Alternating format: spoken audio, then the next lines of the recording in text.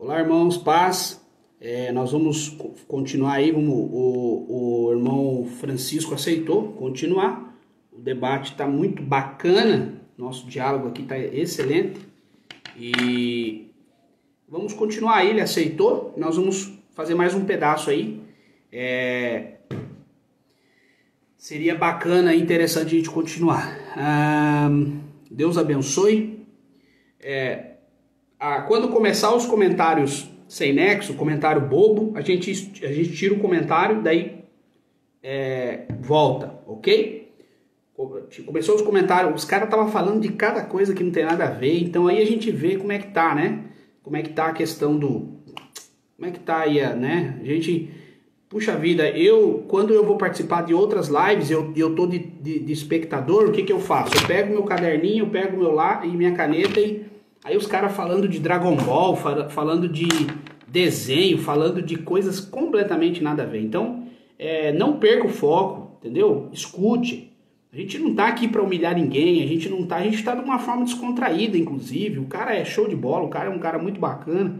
Então, assim, nós não estamos aqui para causar contenda, para, de alguma forma, deixa eu chamar ele aqui, nós não estamos aqui para ver quem sabe mais, quem sabe menos. Se você tá com esse propósito, puxa vida, vamos ver quem que vai passar vergonha, quem que vai ser envergonhado.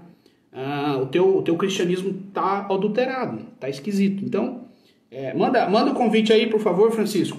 Então, eu acredito que nós precisamos conversar para a gente tentar chegar num consenso, ou pelo menos ajudar a entender algumas questões difíceis aí no que tange a teologia.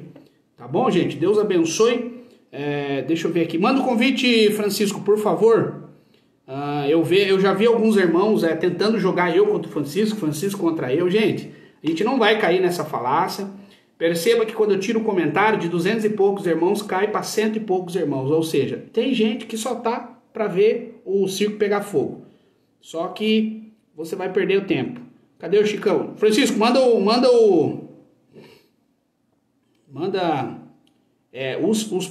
os hipercalvinistas que estavam na live aí, quando o Francisco elogiou o Armínio, os caras correu, não ficou um. Deixa eu ver aqui onde é que tá o Francisco. Dá um joinha aí, Francisco, fazendo um favor. Deixa eu ver aqui, ó. Vamos entrar aí.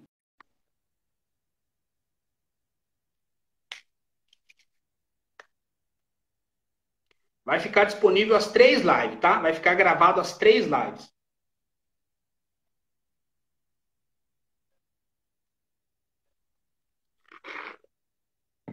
O calvinismo do gelo é dois jovens, dois rapazes, os caras devem ter uns 16, 17 anos. Esses dias eles foram censurados pelo Instagram. Nós fizemos uma denúncia, eu e os seguidores aqui, porque ele fez um meme homofóbico.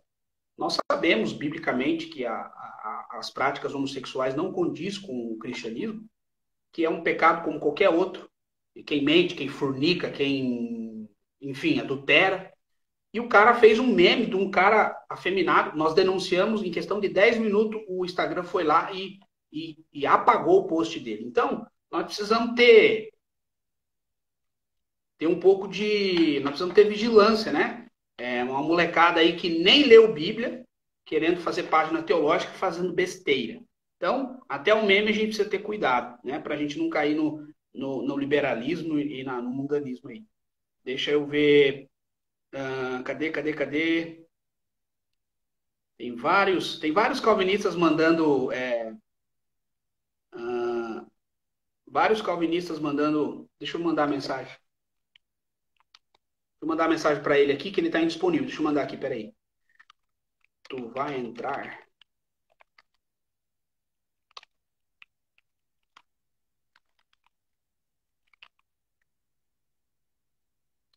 Só um minutinho aí que ele já tá...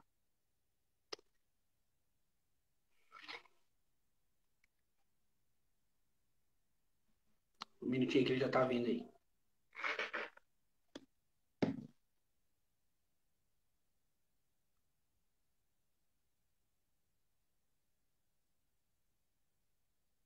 Já mandou o convite aqui. Semanas procurando uns aí abençoar. Voltei.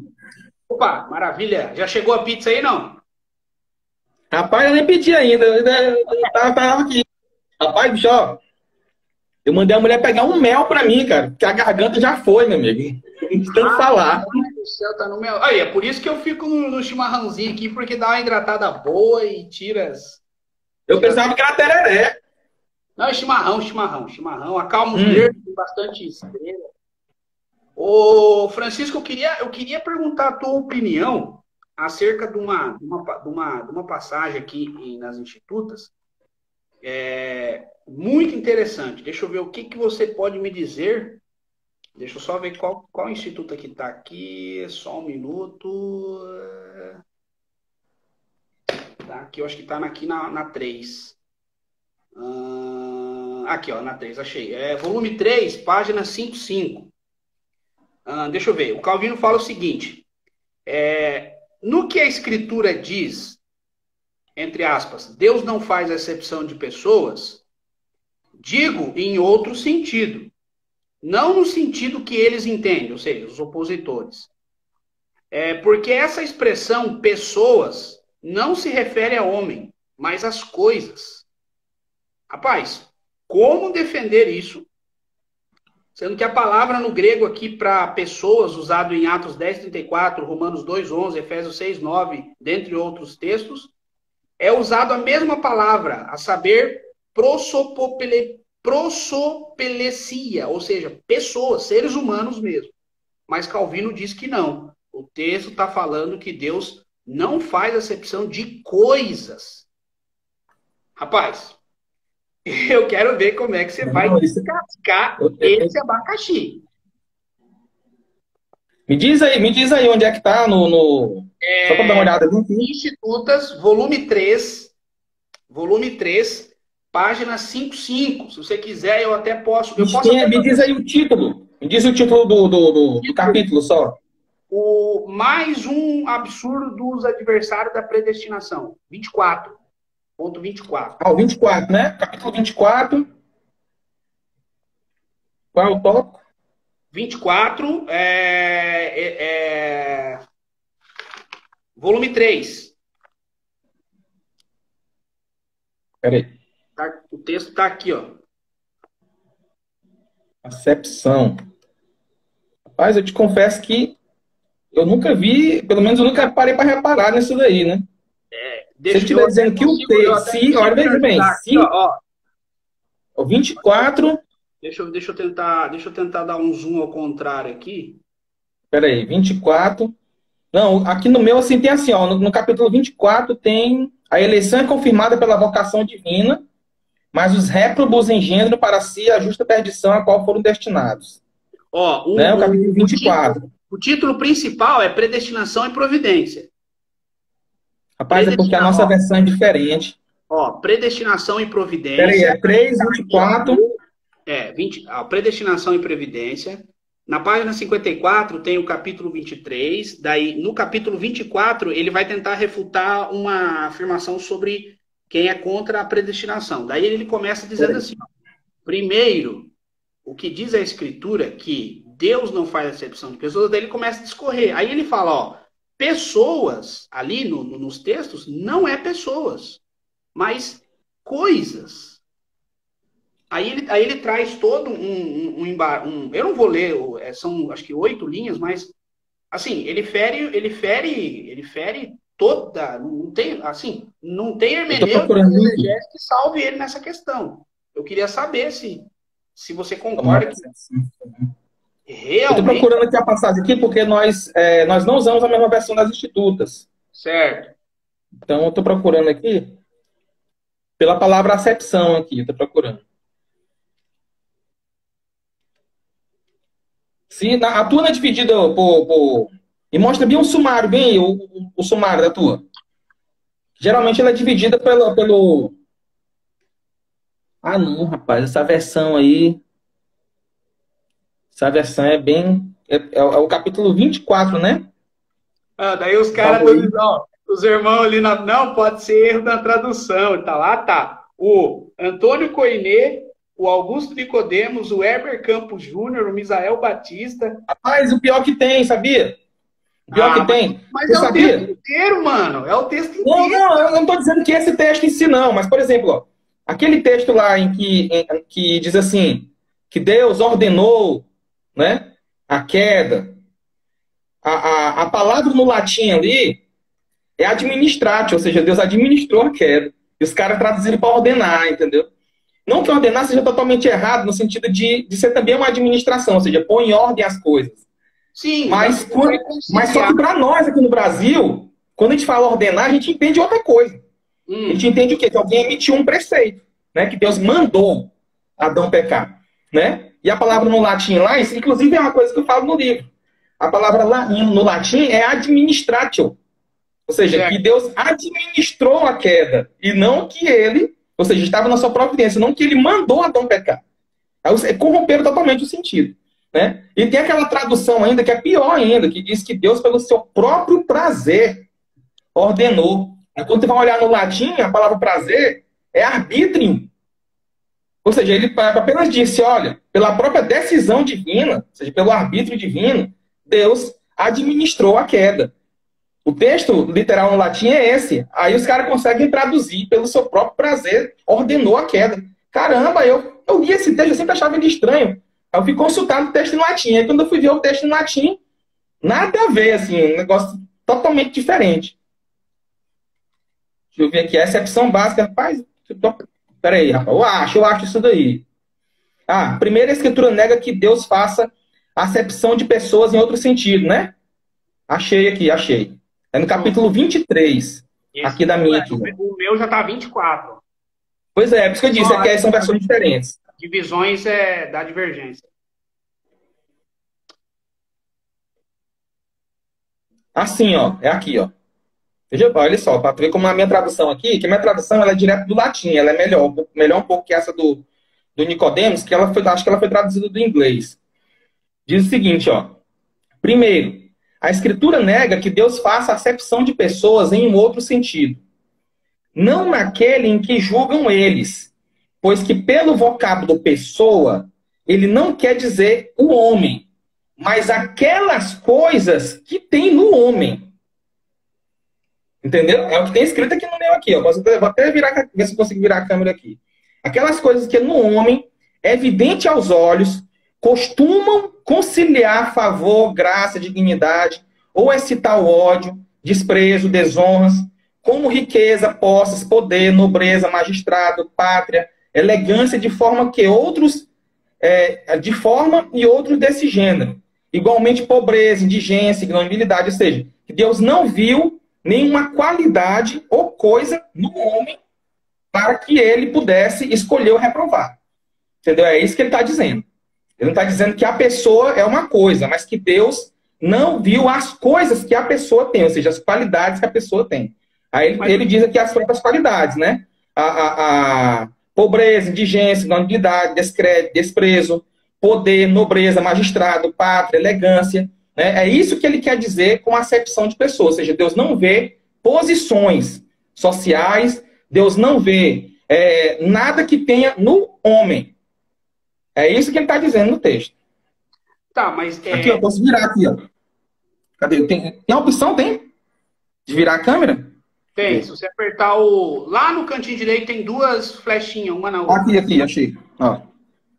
Não sei se virando assim fica melhor, ou fica melhor ou pior assim? Não. É melhor no jeito que tava normal. Aí. Assim. Peraí. Tá. Não, mas esse texto que você tem aí é o mesmo texto que eu tenho aqui. Mas assim, o Francisco, mas será que Deus não, se realmente o apóstolo Paulo queria dizer coisas ali, o texto não ia falar acepção, porque assim, a palavra coisa, deixa eu só verificar aqui, ó, coisa. Palavra coisa na Bíblia são 1016 vezes que aparece a palavra coisa na Bíblia, certo? E geralmente ela no grego, deixa eu só verificar aqui, vamos pegar no grego na raiz.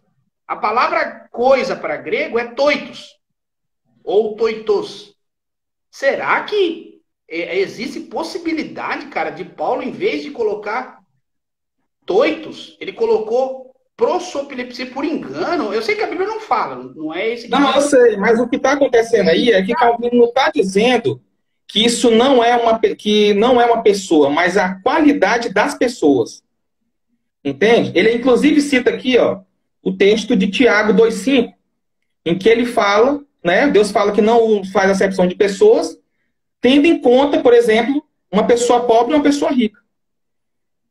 Né? Ou seja, não existe algo na pessoa que faça com que Deus apeteça a sua vontade para com ela. Calvino entendeu? Não... Na hora de salvar e na hora de reprovar. Francisco, seja sincero. Cara, você é um cara inteligente. Você está forçando a barra com nós. Seja não, sincero. Não estou forçando. Estou falando... Não, mas seja sincero. Qual é a visão de Calvino. Estou falando qual é a visão de Calvino. Você não concorda com Calvino isso. Não está fazendo... Olha só, Calvino não está fazendo uma comparação entre duas substâncias. Pessoa e coisas. Como eu e xícara. Não é isso. Não é eu e xícara. Por exemplo, aqui são duas. Aqui a xícara é uma coisa. Né? Ela é uma coisa. Eu sou outra coisa. Né? Sou uma pessoa, a qualidade de pessoa. Isso aqui é uma xícara. Certo? Mas na minha pessoa existem qualidades acidentais. Que Calvino vai dizer. Eu posso ser rico, posso ser pobre, posso ser bom, posso ser mau, posso ser poderoso, posso ser um ser desprezível. E aí Calvino está dizendo o quê? Que Deus não olhou essas qualidades nas pessoas quando foi escolher. Entende? É a qualidade que ele está falando. Não é uma coisa distinta da própria pessoa. Essa moça aí é seguidora tua? Essa moça aí é irmã da sua igreja ou seguidora sua? Andresa... Não conheço. Não conheço. Tá, só uma... não é perigoso, Francisco, a pessoa dizer o seguinte, ou um herege qualquer, ele pegar uma porção bíblica, um exemplo, sei lá, Deus é bom, e ele falar assim, não, esse bom aí que Deus está dizendo, na verdade não é o bom, mas é um pouco além, é do bom parecido com o mal, porque, cara, o texto diz claramente pessoas, o problema é que não é só um texto, são vários textos, que Deus não faz de pessoas, daí aí eu vou trazer... Assim, ó, as pessoas não têm qualidades, é porque Calvino está falando da questão da escolha. Né? E como é próprio dos calvinistas, crer que Deus não viu nada nas pessoas para escolhê-las. Então Calvino está dizendo que, olha, Deus não viu nenhuma qualidade sua, seja boa, seja ruim, para me escolher. Entende? Então essa coisa, na verdade, que é qualidade. Seria qualidade. Porque ele vai falar o quê? Ó? Pois, vocábulo pessoa, ele não quer dizer o homem, mas aquelas coisas que no homem, evidente aos olhos, costumam conciliar a favor. Graça, dignidade, ou exercitar ódio, desprezo, honras, como riquezas, posses, poder. Ele vai enumerando aqui todas essas coisas que elas não existem isoladamente, elas só existem como acidentes do homem. Entendeu? Elas têm que estar, o homem é o substrato no qual está pendurado esses acidentes tudinho aí. Sem esse substrato não existe essas coisas. Por que Paulo, em vez de colocar ali prossopilepsia, ele não coloca o toios, que é do grego, do coisas? Por que ele não usou a palavra coisas? Porque assim, ele usou... todas as qualidades, pastor, elas estão intrinsecamente relacionadas a pessoas. Só pode ser bom quem é gente, pô. Só pode ser mal quem é gente. Uma xícara dessa aqui, ela não é boa e nem é mal. Mas ela é preta. Olha só, uma qualidade própria da xícara. Dessa xícara aqui, ela é preta. Aí pode ter uma xícara branca, pode ter uma xícara rosa, né? Ou seja, mas não existe o rosa pelo rosa. Existe o rosa em alguma coisa, ou seja, na xícara. Entende? Isso aqui é um princípio aristotélico, né? Do substrato e dos acidentes. Os acidentes só existem no substrato. Você pode falar de coisas peracidens, né, que chamam, são peracidens, coisas peracidens, né, que estão no substrato. E que, por exemplo, uma vaca, você tem uma vaca. A vaca ela pode ser pintada e ela pode ter 4 patas, pô. Né? Eu estou citando um exemplo da vaca aqui, porque foi o que o meu professor de filosofia citou. Aí toda vez que eu vou explicar isso, me vem exemplo da vaca. Né? Mas assim, olha, eu não tô se tu tiver conseguindo. uma vaca de duas patas, tu vai achar estranho, mas ainda é vaca, entende? Eu não estou Sim. conseguindo conciliar a questão de, Deus não faz acepção de pessoas, mas pessoas ali, as coisas, ele mistura, ele As mistura qualidades coisas das pessoas. com Ó, sentimento. Mas ó, assim, as qualidades não são coisas, são qualidades, são sentimentos, são ações. mas Não ele chama de concorda? coisas. Entendeu? E Como é que, ó, aí ele como é especifica o que que são encaixa, essas coisas. como é que Olha só, encaixa aquelas tudo coisas que é isso? no homem, essas coisas estão no homem. Essas coisas no homem, ele vai ditar as qualidades, né? As qualidades que são do homem, né? O que ele vai dizer? Que quando se fala de acepção de pessoas, Deus não vê nada na pessoa, né? Então, por exemplo, no caso de Tiago lá, 2,5 é um exemplo clássico, né? Lá o texto fala que você não pode chamar alguém para sentar na frente da igreja só porque é rico e colocar alguém lá atrás porque é pobre. Então, as pessoas estão julgando umas às outras pelas qualidades delas. Uma por ser rico e outra por ser pobre. Então, o que Calvino está dizendo? Olha, Deus não julga as pessoas por essas qualidades. Por ser bom ou ser mal, na hora de escolher. Não é, aliás, por ser rico ou pobre, na hora de escolher. Entendeu? Esse é o sentido. Ele mesmo cita o texto aqui de Tiago 2,5. Aí ele fala, Tiago 2,5 usa das mesmas palavras quando quer declarar que Deus, em seu juízo, não leva em conta as riquezas. Ou seja, riqueza é algo que o homem possui. Né? Mas que as pessoas, quando olham para ti, te veem como um rico. E aí tu vai ganhar prestígio porque é rico. E agora, porque tu é rico, eu vou te colocar lá na frente. Não, vai estar aqui na frente aqui, porque eu quero. É o famoso baba-ovo, né? Que a gente chama por aí, né? É o cara que quer. Como é que se chama? Adular, né? O bajulador. Você bajula uma pessoa porque é pela qualidade dela e não por ela em si. Porque o rico e o pobre são dois homens iguais. Então, o que diferencia os dois? É que um é rico e o outro é pobre. Ou seja, essas coisas que você vê no homem, essa qualidade que você vê no homem. Né? O rico e o pobre. Né? Então, assim, eu realmente achei estranho. Não é a pessoa em si que é uma coisa. Né? Para mim, o texto está claro. Não é a pessoa em si que é uma coisa, mas que Deus vê as coisas que estão no homem. Eu não tô acusando ele de ele estar chamando pessoas de coisa, mas ele está falando ali que quando o texto fala pessoas, não é pessoas, como eles interpretam, mas são coisas. Mas como é que eu vou interpretar isso quando em Atos 10 o apóstolo Pedro chega numa casa de romanos, no centurião, e ele diz, Deus salva, né, o Espírito Santo vem, desce em todo mundo lá, Deus salva aquelas pessoas. E Deus antes tinha falado com ele uma visão, ou seja, na mente de Pedro ainda estava que Deus só ia salvar os judeus. Mas daí ele pega e salva aquelas pessoas, os romanos e os que estavam na casa do centurião. Daí ele diz, nossa, verdadeiramente eu reconheço que Deus não faz acepção de pessoas. Como é que eu vou ligar essa tradução, essa interpretação de coisas que seriam as coisas das pessoas, sendo que ali o texto está dizendo claro que Deus não faz acepção de pessoas, e em hipótese alguma ele vai olhar a questão da nação da pessoa, da origem da pessoa. Então, mas assim, ó, o que Calvino está dizendo é exatamente a mesma coisa que você está dizendo. São coisas que no homem. Essas coisas estão no homem. Entendeu? É isso que ele está dizendo, não é uma coisa isolada. Não, pois é, o que ele está dizendo é que Deus não olha, por exemplo, a nacionalidade da pessoa.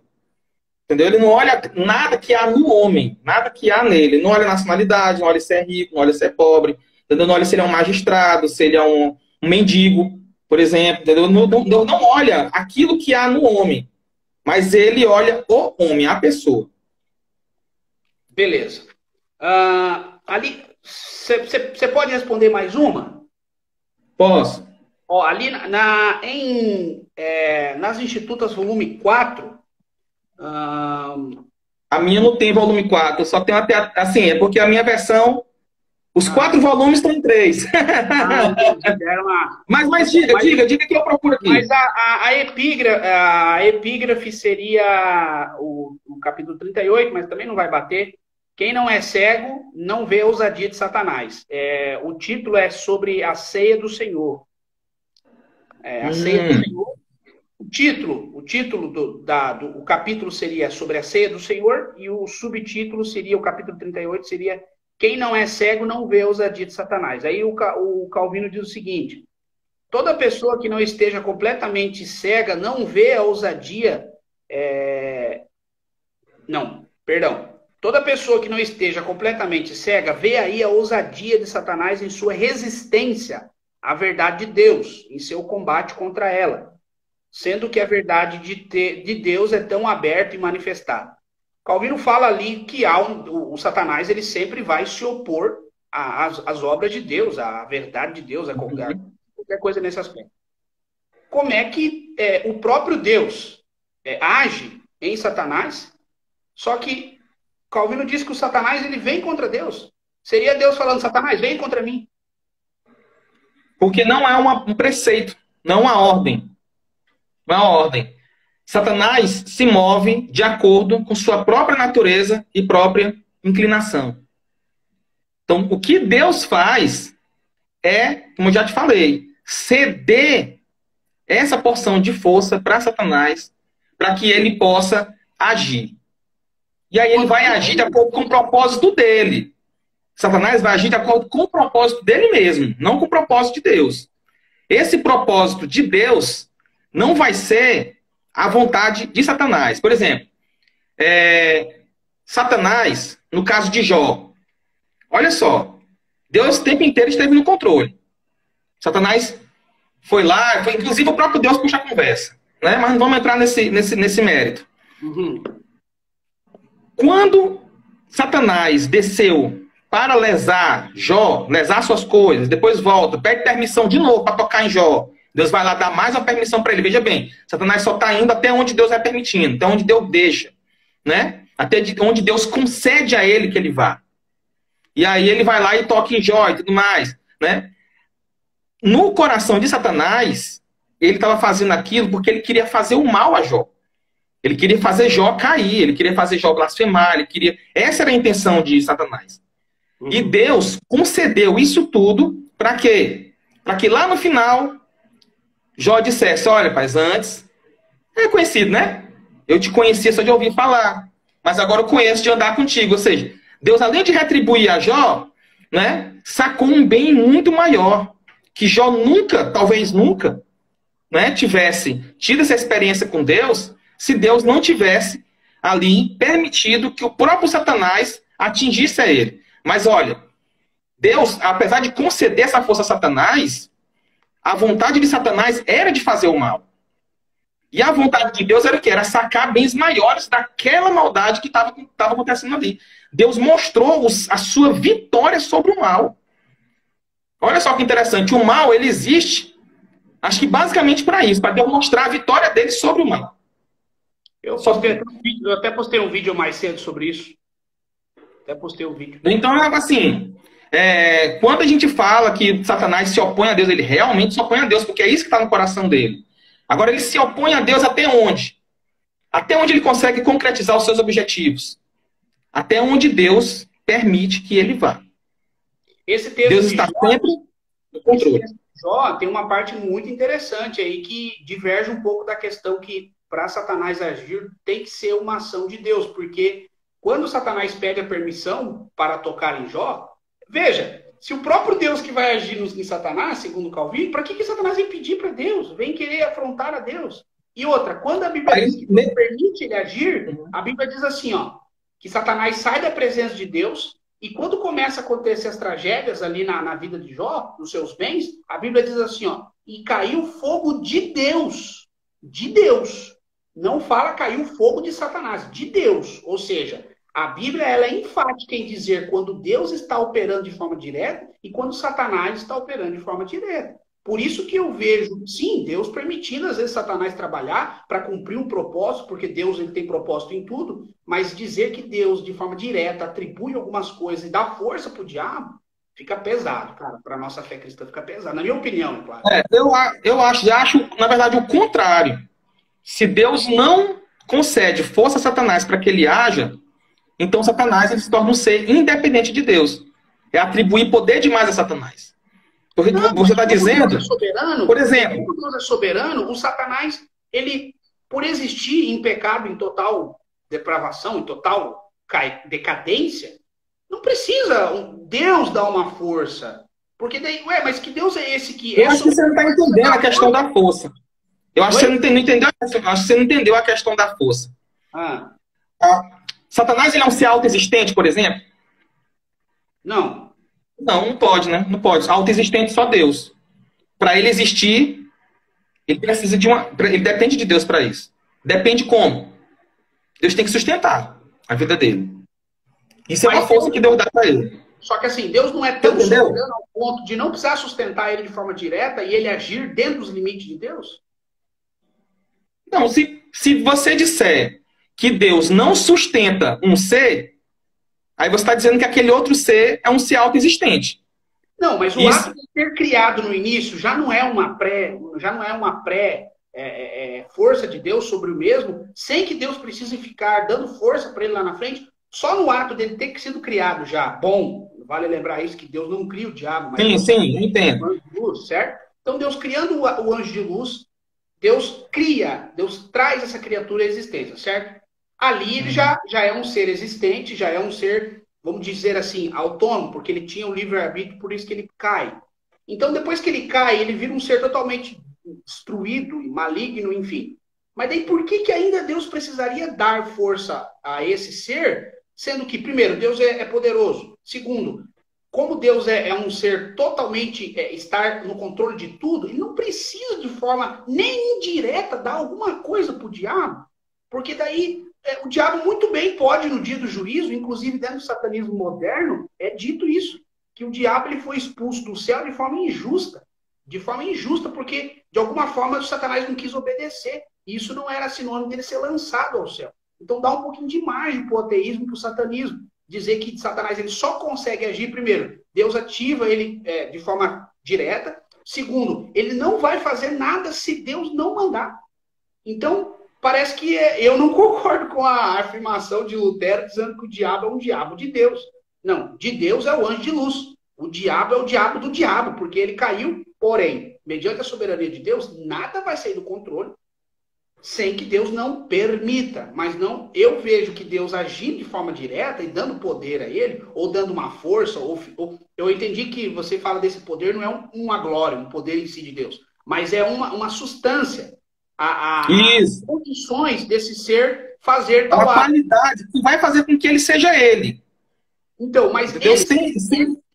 Então, mas vê se você consegue me entender. Ele sendo o diabo, para que ele seja ele, isso já foi concedido quando Deus permite a queda.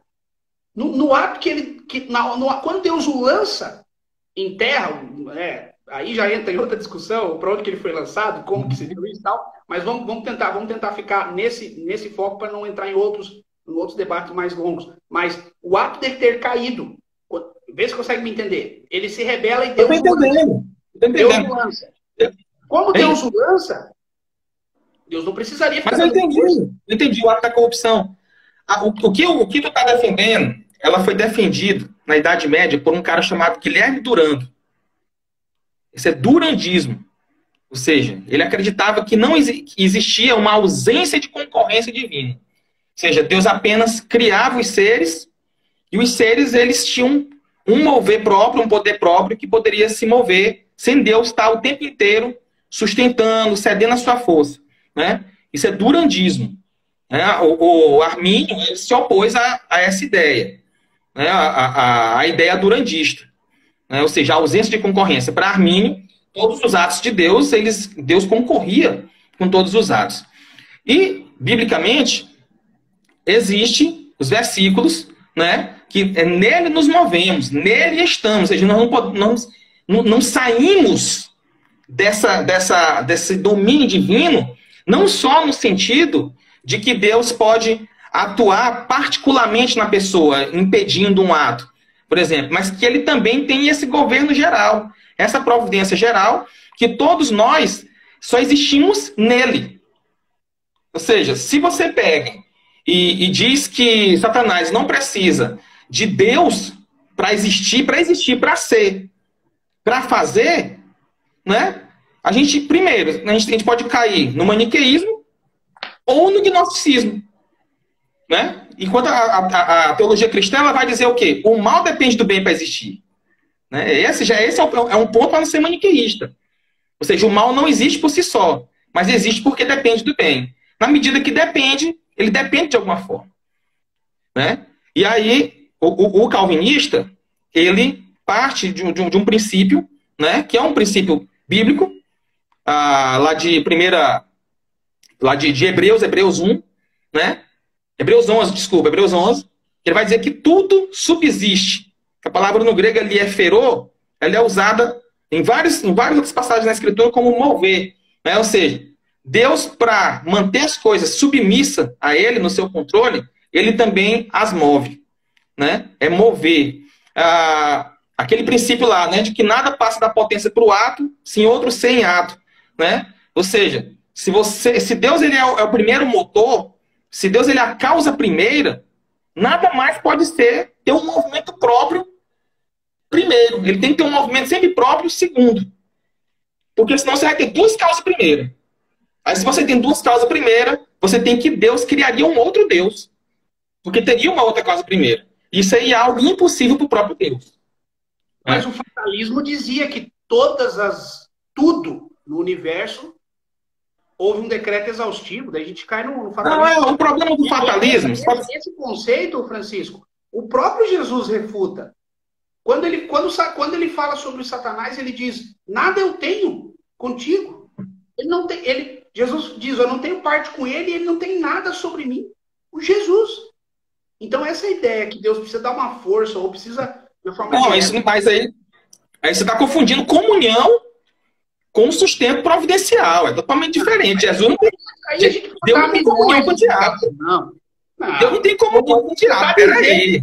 Não, peraí. Então você Quando Jesus diz que o diabo não tem nada contigo, ele está dizendo que ele não tem comunhão. Mas quer dizer que Jesus não tinha autoridade sobre Satanás?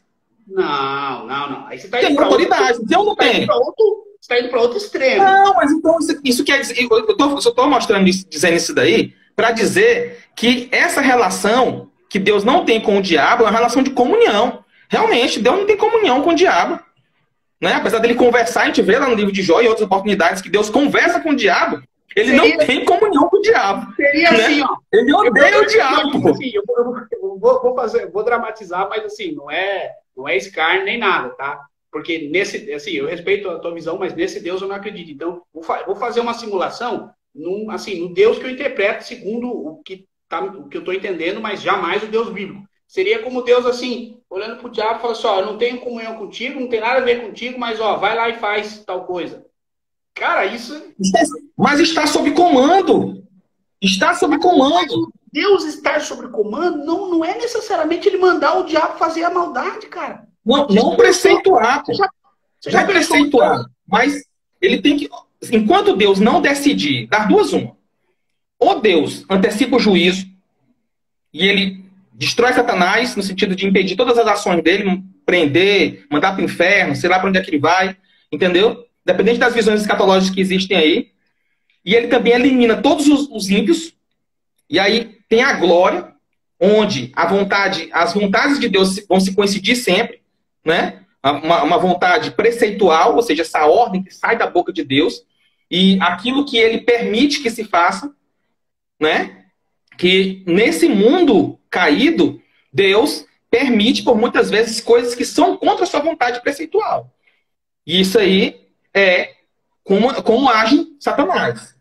Agora, enquanto Deus não destruir Satanás e destruir os ímpios, essas naturezas, elas vão ter que agir. Mas elas vão ter que agir de alguma forma. Ele já está condenado, ele já foi condenado. Deus não precisa mandar ele fazer mais nada. Deus é soberano. Não é mandar. Não é mandar. Seria eu chegar... Não é uma ordem principal, como se a maldade partisse de Deus.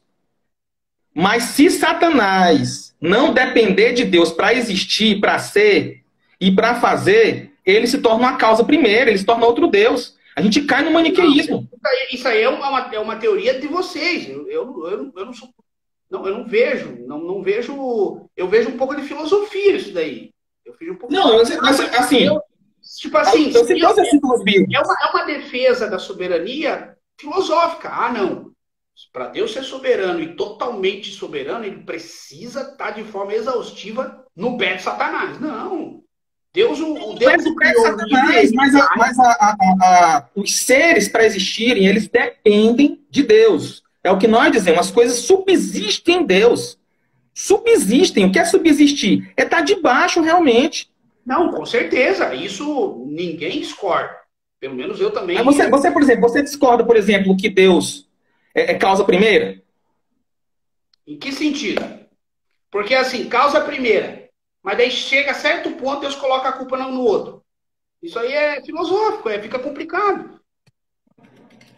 Ah, Deus. Por exemplo, O John Piper falou que as Torres Gêmeas, Deus tornou certo para a sua própria glória. Cara, isso é uma blasfêmia, velho. Isso é uma blasfêmia, eu acho isso blasfêmia. O João Calvino falou que se um homem adentrar em um terreno estranho e vir um malfeitor e cortar-lhe a cabeça e roubar-lhe os seus pertences, isso sim não só foi previsto por Deus, mas foi tornado decreto para a sua própria glória. O Calvino dizendo que Deus ele é glorificado num latrocínio, cara. Aí fica difícil, irmão, fica difícil. No mesmo texto que você está citando aí, que é no livro 1 das Institutas, no capítulo 16, esse texto está, Calvino vai dizer taxativamente que, nesse caso, nos atos pecaminosos, Deus agiu apenas no evento, tornando o evento certo. A maldade não veio de Deus. É só você continuar a leitura do texto. Inclusive, ele cita o exemplo, por exemplo, dos homens que espetaram Jesus Cristo. Como é que Deus vai ser glorificado num latrocínio? Me diz uma coisa. Deus, ele se jactancia do mal? Não, né? Óbvio, né?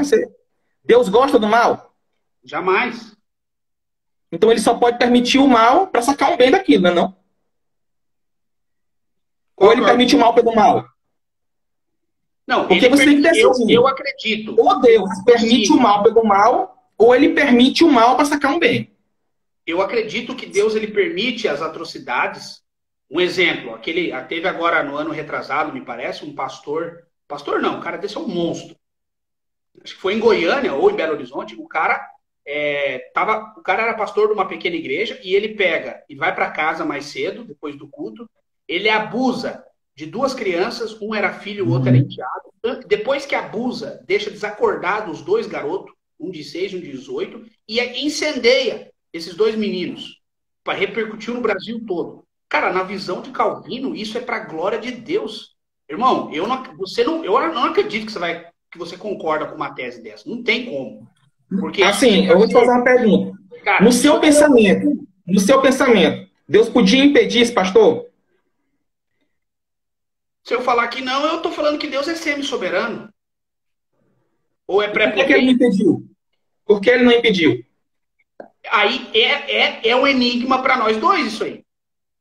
Porque se você concordar com tamanho, só tem uma explicação, cara. Um Deus infinitamente bom, ele deve ter boas razões morais para permitir aquilo que ele pode impedir. Só existe essa resposta. Para um Deus totalmente bom, ele deve ter boas razões morais para permitir aquilo que ele pode impedir. Se Deus pode impedir o mal, e ele permite, ele vê, cara. A Escritura, para você ter ideia, a Escritura diz o seguinte, que se você peca, né? Não peca não, se você pode fazer algo e não faz, nisso você está pecando. A Escritura diz isso. Então, olha só, se a gente pegar esse princípio bíblico e atribuir para Deus, de que Deus vê as coisas más acontecer, e ele pode fazer o bem, e não faz, como está escrito lá em Tiago, ou seja, impedindo aquele mal, então o próprio Deus estaria sendo o primeiro pecador. Então, olha só, só para concluir o raciocínio, só existe uma resposta. Deus permite o mal para sacar um bem maior. Que senão, a gente vai dizer que Deus permite o mal porque ou ele é impotente, e nós recusamos nós dois essa ideia, ou então porque Deus gosta do mal. Porque ele permitiu só porque queria ver mesmo. Essa ideia que Deus permite o mal, num propósito muito maior lá na frente, eu até posso concordar contigo. Até posso concordar. Então, né? Esse propósito maior é a glorificação dele. Então, mas agora Deus... Não, mas o Calvino diz que aquele ato, o ato em si, não é o futuro. Não é o futuro. Então, eu chegar para uma família de 2 meninos que foram abusados e mortos, queimados vivos. Irmã, calma, isso foi para a glória de Deus. Cara, eu vou ser linchado na rua por isso, cara. Não foi pela glória de Deus, isso foi a permissão de Deus. E inclusive esse tipo de ato, em outras partes, Calvino chama essa questão do mal moral e o pecado, a providência. O próprio Calvino chama muitas vezes de um mistério ou um decreto muito horrível. Vou ver se até se eu acho aqui, mas ele chama de um decreto muito horrível. Na verdade é terrível. Terrível, cara. No latim tá terrível, mas terrível. Você está entendendo? E, tipo assim, até o próprio Calvino chegou a uma conclusão que é uma coisa que eu prefiro me calar do que atribuir uma tamanha atrocidade à glória de Deus. Então, eu acho que fica mais coerente para o cristão dizer que houve uma permissão, porque nada pode fugir da permissão de Deus, mas assim, ao ponto de glorificar isso, cara. Eu lembro que na época eu senti uma ira muito grande, eu falei, cara, não é possível. E detalhe, depois que ele fez tal coisa, o pastor, no outro dia, ele fez um culto. Então, assim, Deus foi glorificado na ação, no ato, no acontecimento, e foi glorificado lá no culto pelo mesmo que praticou tamanha abominação. Então, assim, eu prefiro não usar argumentos filosóficos, porque não existe um texto em si dizendo que uma abominação vem de Deus e para a sua glória. Por quê? Nós vamos ter que explicar Jeremias 17. Jeremias 17, Deus diz, Jeremias, esse povo sacrificou crianças, coisa que eu nunca ordenei e nunca passou pela minha mente. Só aí desmantela boa parte desse decreto total aí. Desmantela. Ora, como é que Deus não decretou que aquele povo fizesse tamanha abominação? Opa! O texto não diz decretar. O texto diz ordenar. Deus nunca preceituou aquele dali. Nunca deu uma ordem que fosse idolatrado. Mas Deus teve que permitir a idolatria. Não, mas ali não diz permissão. Ali diz ordem. Se ele ordenou... Não, o que eu estou dizendo é que diz que nunca ordenou. Nunca deu uma ordem. Sim. Não está escrito na lei de Moisés. Não está escrito na lei de Moisés lá, idolatra. Não existe lei de Deus dizendo. Deus nunca deu essa ordem ao seu povo, idolatra. Como é que Deus não ordenou ali se ele ordena tudo? Preceitualmente, não. A ordenação, quando se fala, é administração. A ordenação. Esse decreto aí é o de permissão. Deus administrou... Deve-se tomar esse cuidado. Deve-se tomar esse cuidado para não confundir uma ordem que Deus dá preceitual, ou seja, Deus escrever na sua lei, faça tal coisa, e aquilo que Deus permite que é contra a sua lei. O que o texto está dizendo é, eu nunca escrevi na minha lei, nunca dei uma ordem para vocês fazerem isso. Nunca falei pela boca de um profeta para vocês fazerem isso, nunca escrevi em lugar nenhum para vocês fazerem isso. Isso nunca passou pela minha mente.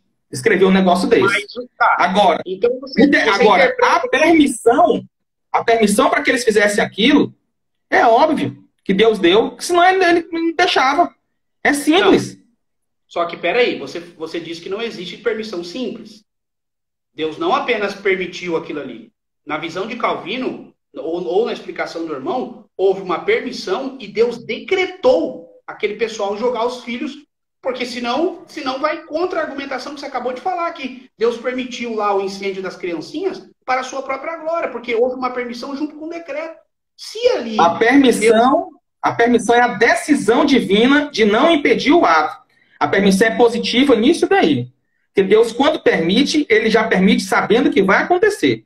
Então ele não pode simplesmente se esconder, como se ele não visse o resultado da permissão dele.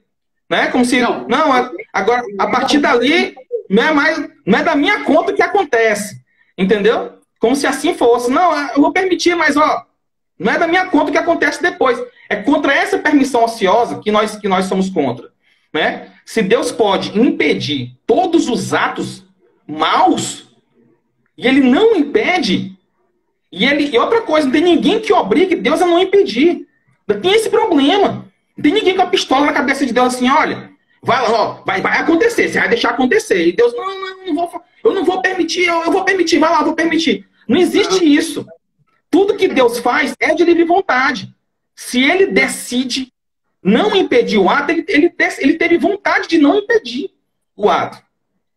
Tá, Vontade de não impedir o ato. Nunca passou, o texto termina dizendo, e nunca passou pela minha mente. Cara, não era A lei. Ó, não, aí você forçou, Francisco. Ó, não é forçação. Nunca passou pela minha mente.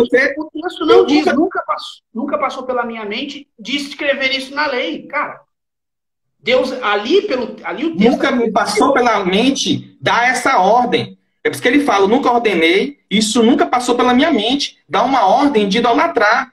Agora, se você está dizendo que aquele evento nunca passou pela mente de Deus, você está dizendo que Deus não é presciente, porque está dizendo que ele está descobrindo naquela hora do evento. Agora, se Deus é presciente... A interpretação nossa, quando fala nunca passou pela mente de Deus, é que não era da vontade de Deus, mas pela sua soberania. Noel, tá vendo? Já tomou um outro sentido, né? Não, já tomou um outro sentido. Então não é nunca passou pela mente de Deus. Estava na mente de Deus. Mas existe um sentido para isso. Não é verdade? Existe um sentido em que aquele evento estava na mente de Deus. Deus conhecia de antemão aquele evento. Sim. Então existe... Nunca passou pela minha cabeça... Será que nunca realmente passou pela cabeça de Deus? Em um sentido, sim. Deus conhecia o evento e teve que autorizar o evento a acontecer. Qual o sentido, então, que nunca passou pela mente divina? Ele ordenar aquilo. Sim, ele não ordenou aquilo. Só que isso nunca saiu da boca de um profeta. Nunca saiu da boca de um profeta. Deus nunca escreveu na sua lei, saiu da boca do profeta. Ele nunca mandou. Agora, se você está deliberadamente, no caso, confundindo ordenar de ordem, de você mandar alguém, e ordenar de administrar, que são dois significados diferentes, aí você está cometendo falácia de falsa equivalência. Porque você está atribuindo o significado a uma palavra que não existe. Porque quando nós falamos que Deus ordena as coisas, nós não, né? Que eu nem uso essa palavra. Né? Mas quando Calvino fala de que Deus ordena todos os eventos, é administrar todos os eventos. Não é que Deus escreveu, mandou pela boca de um profeta, foi lá, falou no ouvido de alguém, entendeu? Escreveu na lei que aquela pessoa deveria fazer, não. Administrar é uma interpretação tudo, porque Calvino não falou esse negócio de administrar. Assim, você pegou o que Calvino falou e tentou dar uma explicada, porque assim, o cara fala, é igual eu falar para você assim, ó, Francisco, eu te ordeno você fazer tal coisa.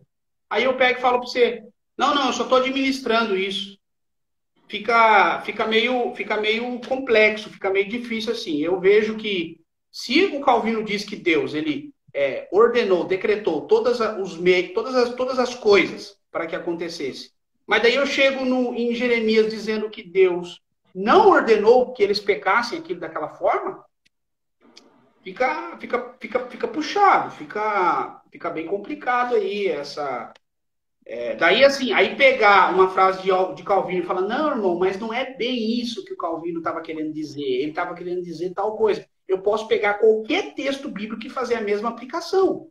Fala, não, ali não é bem o que o texto estava dizendo, não mintais. Era, assim, falar uma coisa meio... Entendeu? Aí não fica vago, Francisco. O que você acha, cara? Ó, se você pegar até a própria palavra no português aqui, ó, isso no português.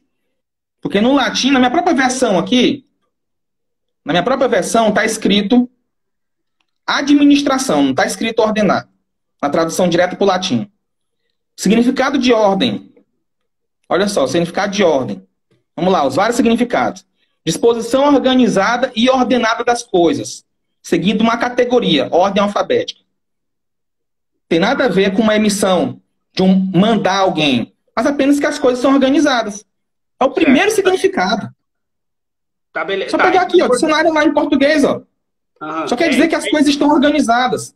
Aí tem aqui, ó, outro significado. Regras, leis e estruturas que constituem a sociedade. Olha só, o terceiro significado que é, ó, ação de comandar. Ó, comando. Não cumpriu minhas ordens. Olha só. Aqui, ó, outro significado usado. Disposto em fileira. Respeite a ordem da fila. Essa ordem aqui não tem nada a ver com comando, ó. Nada a ver com comando. Então, quando a gente fala que Deus ordenou, é isso aqui, ó. Certo. Administrou, há uma ordem. As coisas não são tornadas de forma randômicas, como os ateus creem. Os ateus que creem nisso. Que as coisas acontecem randomicamente. Essa aí é a tradução em quê? Em português, certo? Não, isso aqui eu só botei o significado da palavra ordem no dicionário de português. Vamos para o hebraico? Entendeu? Vamos para o hebraico ou não? Posso ir para a língua original? Pode. Então deixa eu... Pode Vamos sim. ir. Vamos lá. Palavra ordem no original. Sava. Olha aqui. Decreto. Mandar, ordenar, dar ordem. Decretar. Tá aqui, ó. Decretar. Olha só. A Bíblia foi escrita em hebraico, não em português. Não, irmão. Decretar é um dos significados. Decretar é um dos significados. Olha só, bem no mesmo que aí, ó. Dá ordem. Dá uma olhada, dá as ordens. Deus nunca deu uma ordem para que eles fizessem isso. Inclusive, esse significado... Mas também pode leia o texto. Um mesmo aí, irmão. Leia aí. Mandar. Não, mas você mandar. Deus nunca mandou. Não, mas aí já é um significado. Olha só. Você está escolhendo. Não, você está escolhendo deliberadamente um significado, inclusive, secundário do que os outros vêm antes, para poder tentar refutar Calvino, pô. Mas você também usou outros. Você não usou outros. No hebraico. Olha só, no hebraico, pelo próprio significado que você me mostrou aí, o primeiro significado da palavra é emitir uma ordem. Mandar. O primeiro significado é mandar. Sim. Mas Deus nunca mandou aquelas pessoas fazerem isso. Entendeu? Por isso nunca passou pela cabeça dele ele mandar aquelas pessoas fazerem isso. Entendeu? Não tem nada a ver com Deus ordenar no sentido de decreto. Deus nunca decretou aquilo. Irmão Francisco, no hebraico... Isso se entende pelo contexto, né? Não, eu sei, mas no hebraico não é secundário. Dá uma olhada, ó. Número 1. Tá dentro do primeiro, entendeu? Sim, mas qual é a primeira palavra? Oi? Qual é a primeira lá? Mandar, ordenar, dar ordem. Isso, dar as ordens. Deus nunca mandou. Decretar, salvar. Então, assim, não é decreto... Tudo bem. O texto, a partir desses significados aí, o senhor pode... taxativamente e exclusivamente, de forma cabal e final, dizer que aquela palavra ordenar significa decretar? Não, de forma cabal, quem que pode falar de forma cabal? Não pode, porque a palavra tem dois significados. Sim, mas... A palavra tem dois significados. Pode significar decretar e pode significar mandar. Agora é muito... Aqui, aí praticamente fica a gosto do freguês. Praticamente vai ficar a gosto do freguês. Porque, no meu ver... O texto é muito mais condizente quando Deus está dizendo, olha, nunca me passou pela cabeça mandar vocês fazerem isso, que é a idolatria. Nunca me passou por a cabeça mandar vocês fazerem isso. Agora, nunca me passou pela cabeça o evento? O senhor está dizendo que o mandar não é sinônimo de decreto? Não. Mas Deus Deus do céu, tá aqui, ó. Querido, tá aqui, ó. Cara, o Strong é um dos maiores especialistas em hebraico. Não, mas isso não quer dizer que... Aí, mandar, decretar é a mesma coisa, meu nobre. Ou o verbo tsavar é a mesma coisa, não pode. Não, aí você está equivalendo as duas palavras. A palavra pode significar tanto mandar... Então você quer dizer, então, quando... Para você, o que seria um sinônimo para tu? O que o texto está dizendo... Não, o sinônimo é que as palavras são equivalentes. São equivalentes. Agora, o que está acontecendo aí é que o Strong dá dois significados para a palavra e você está dizendo que as duas palavras são sinônimos. E não é isso que o dicionário está dizendo. O dicionário está dizendo que pode ser mandar e pode ser decretar. Agora, se ele está usando decretar no sentido de mandar, aí é com ele. Mas que não seja no sentido de que nós estamos atribuindo a palavra também aqui. Então, ou seja, tem que ter... Dentro desse vocabulário aí, o sentido que eu dou na palavra, o sentido que dá na palavra na escritura e o sentido do dicionário. Dá um tchau pro pessoal, 10 segundos, dá um tchau. Pessoal, até mais, um abraço. Valeu, irmão. Foi uma benção, Francisco. Obrigado, mano. Desculpa qualquer coisa aí.